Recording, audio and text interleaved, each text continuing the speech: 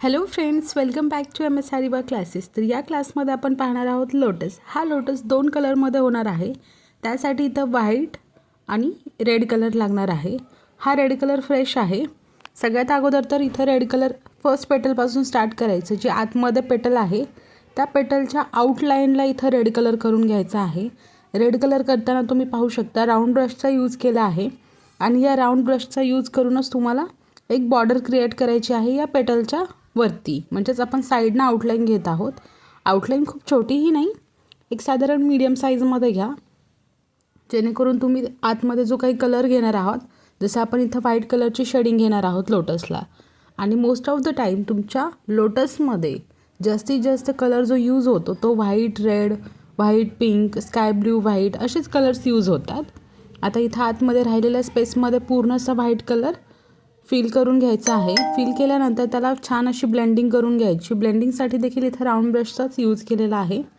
आता round brush तुम्ही हा यूज केला व्हाईट कलरसाठी, तर दुसरा एक फ्रेश असा ब्लेंडिंगसाठी पण तुम्ही इथं कलर यूज करू शकता. जसं मी आता इथं दुसरा ब्रश घेतला आहे, जो की फ्रेश करून म्हणजेच क्लीन करून घेतलेला आहे, ज्यामध्ये की जास्तीचे कलर्स वगैरे आपले यूज केलेले नाहीत. फ्रेश ब्रश आहे हा. तर यानेच पूर्ण आता फ्लावरच्या पेटलमध्ये ब्लेंडिंग करून घ्यायचं आहे. 1 बाय 1 प्रत्येक पेटलला अशाच पद्धतीनं करायचं आहे. असं नाही की एक पेटलमध्ये अगोदर आउटलाईन करून ठेवली नंतर कलर केला, नाही. 1 टाईम तुम्हाला एक पूर्ण पेटल कंप्लीट करायची आहे. इथे आता ब्लेंडिंग झाली आहे कंप्लीट. देन सेकंड पेटलसाठी पण रेड कलर घ्यायचा आहे.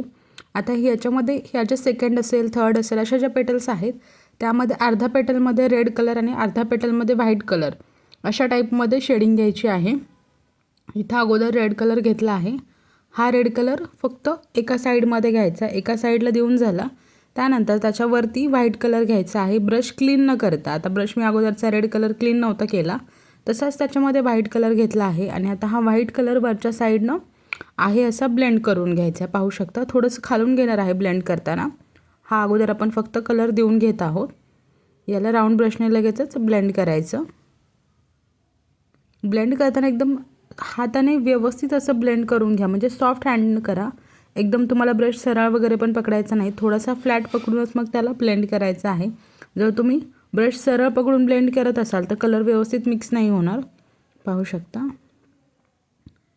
प्रत्येक वेळी ब्लेंडिंग करताना व्यवस्थित लक्षात घ्या आणि थोडंसं ब्लेंडिंग या पेटलमध्ये खालच्या साईडनं होणार आहे. जर तुम्हाला कुठे व्हाईट रेड असे कलर्स कमी वाटत असतील, आता इथं होतं काही वेळेला आपल्याला वाटतं की माझा कलर थोडा कमी झाला आहे, तर तुम्ही तिथं तो नंतर ॲड करून पण ब्लेंड करू शकता. असं काही कंपल्सरी नाही की तेवढाच घेतला पाहिजे किंवा अजून नाही घेऊ शकत. पाहिलं असेल तुम्ही इथं थोडासा कमी होता तर मी खालून अजून व्हाईट कलर घेतला आणि याला छान असं ब्लेंड करायचं आहे. आता यापुढे आता थर्ड पेटलसाठी पण सेम प्रोसेस आहे. आता जे आपण वरती करतो आहे तेच कंटिन्यू खाली आहे. जसं की half side red colour, half side white colour हे कंटिन्युअसमध्ये करायचं आहे. रेड कलर देऊन झाला. आता वरची जी बाजू आहे तिथे व्हाईट कलर घ्यायचा आहे आणि प्रत्येक फक्त फ्रंटवाली म्हणजे आतमधली पेटल पूर्ण आहे, जसं ड्रॉपशेप दिसतोय ती आणि खालची या दोन्हींमधली शेडिंग सेम असणार आहे. आणि बाकीच्या ज्या साईडमध्ये आहेत त्यांची शेडिंग ही सेम आहे, कुठेही चेंज आलेला नाही. प्रत्येक पेटलमध्ये तुम्ही पाहू शकता फक्त आतमधल्या वरची एक आणि सगळ्यात खालची एक या दोन्ही सेम आहेत आणि बाकी साईडवाल्या ज्या आहेत त्यांची फिनिशिंग एकसारखीच आहे, ब्लेंडिंगची पद्धत एकसारखीच आहे. सो तुम्हाला देखील असंच कंटिन्यूमध्ये करायचं आहे.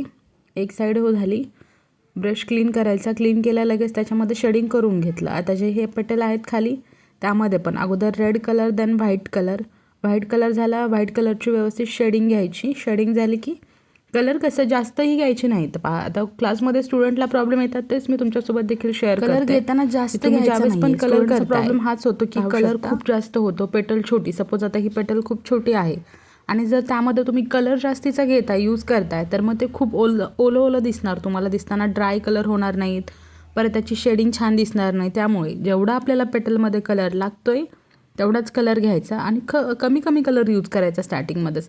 एकदमच असं नाही की पेटल आहे पूर्णच ब्रश डीप केला आणि तसंच घेतलं, नाही. जेवढा तुम्हाला कलर लागत आहे तेवढाच तुम्ही कलर यूज करा. एक्स्ट्राचा कलर यूज नाही करायचा, कारण त्याने कलर वेस्टेजचा प्रॉब्लेम नसतो, पण होतं काय तुमच्या शेडिंग अजिबात चेंज होत नाहीत, आहे असा तोच कलर राहतो. आता जशी आपण वरती पेटल केली होती सेम तीच पेटल खालच्या बाजूला केली आहे आणि जे आपण राईट साईडला केलं तेच लेफ्ट साईडला करून घ्यायचं आहे कंटिन्यूमध्ये.